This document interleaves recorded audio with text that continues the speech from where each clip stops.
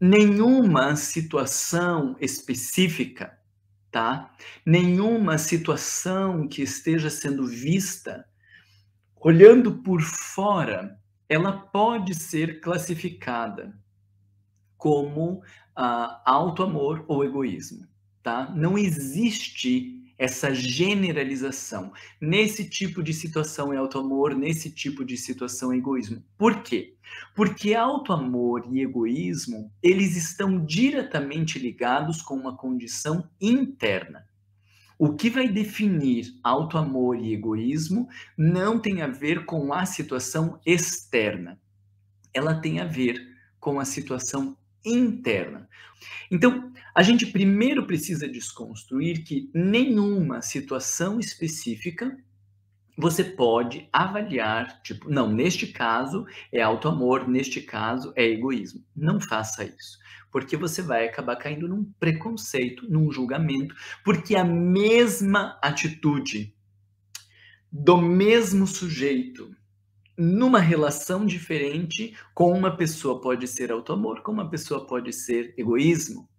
Ou a mesma situação em diferentes momentos de vida do sujeito. Em uma situação pode ser auto-amor, em outra situação pode ser egoísmo. Então, primeiro desconstrua a ideia de que a situação ela pode ser classificada em si, para que a gente pense que tem a ver com uma condição interna.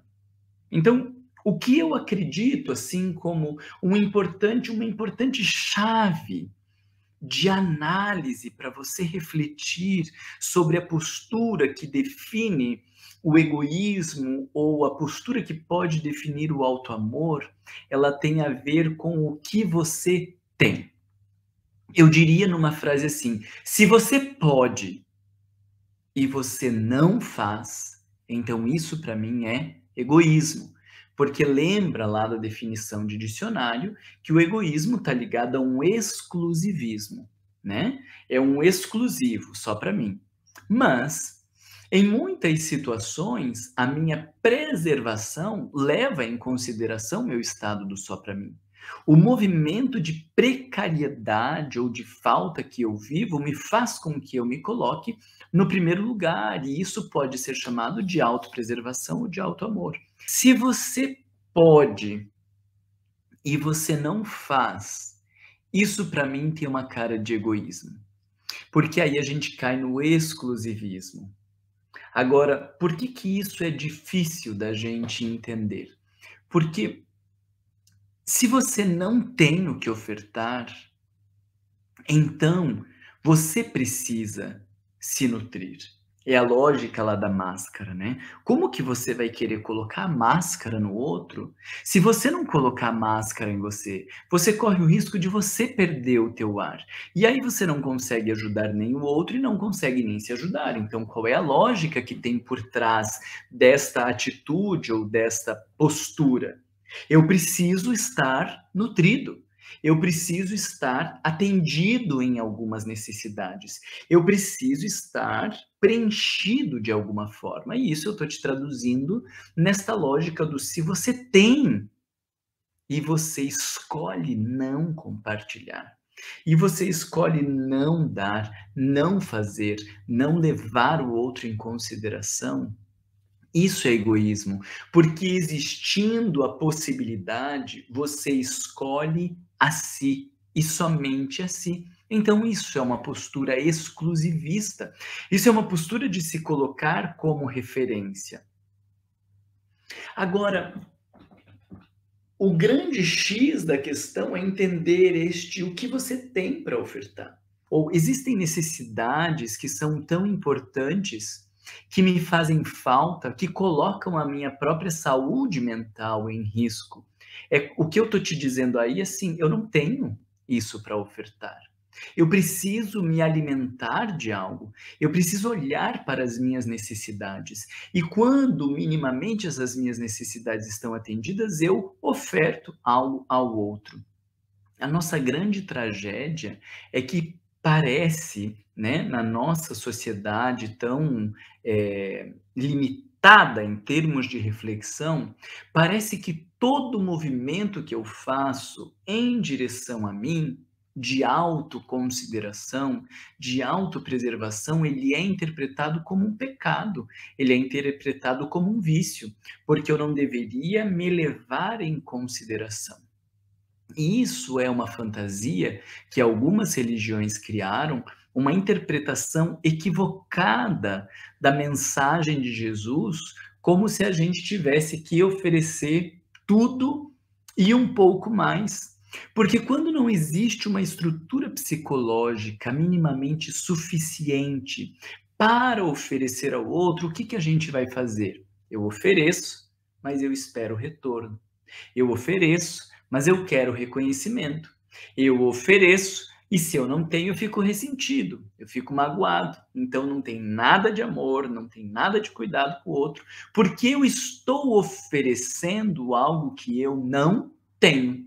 Então eu preciso que o outro me retribua. Eu preciso que o outro me preencha daquilo que eu estou vazio. Eu preciso que o outro faça por mim aquilo que eu não fiz. E isso é uma relação simbiótica. Isso é uma relação problemática.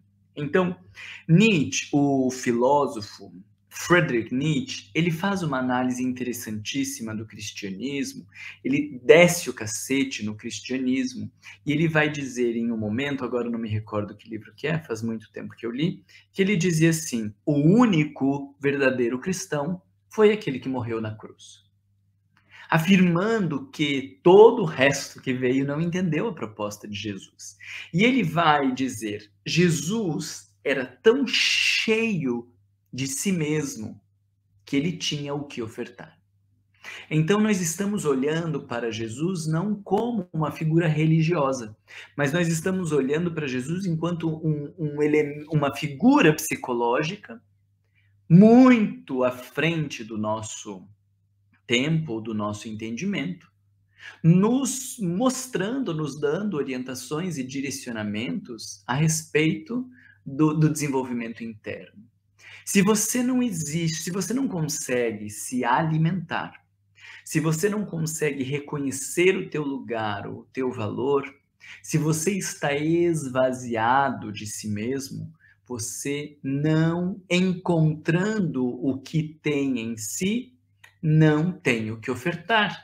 E neste sentido, toda atitude que você faz de alimentar-se, toda atitude que você faz de nutrir-se, independente de está considerando aonde está o outro, é uma questão vital. Nós vamos chamar isso de auto-amor.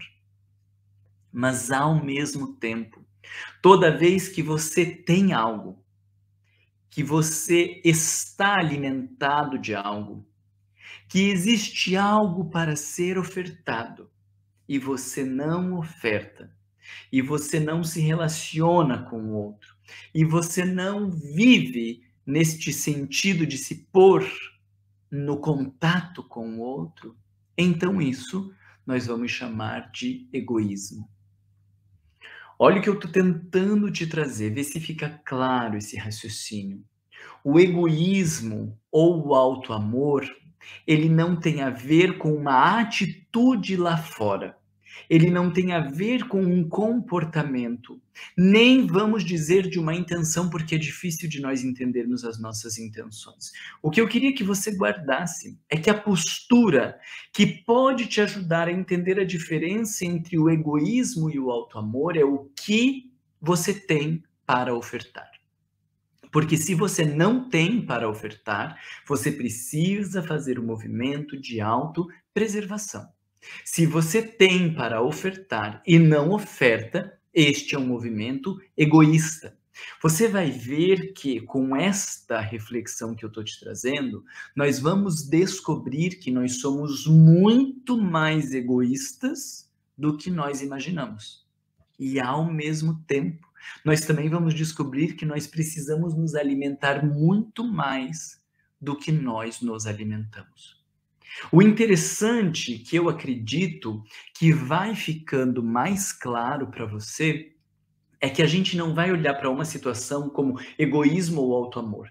Você vai enxergar estes dois movimentos na tua vida, porque você entende a necessidade de se nutrir, e isso é auto-amor, E você descobrindo e se nutrindo, você percebe o quanto você tem para ofertar para o outro. Então não ficamos numa situação é egoísmo ou auto-amor.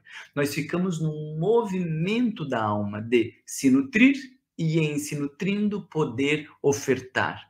Ofertando e em ofertando cuidar para se nutrir. E aí não fica tão polarizado, porque é um compromisso nosso o se nutrir.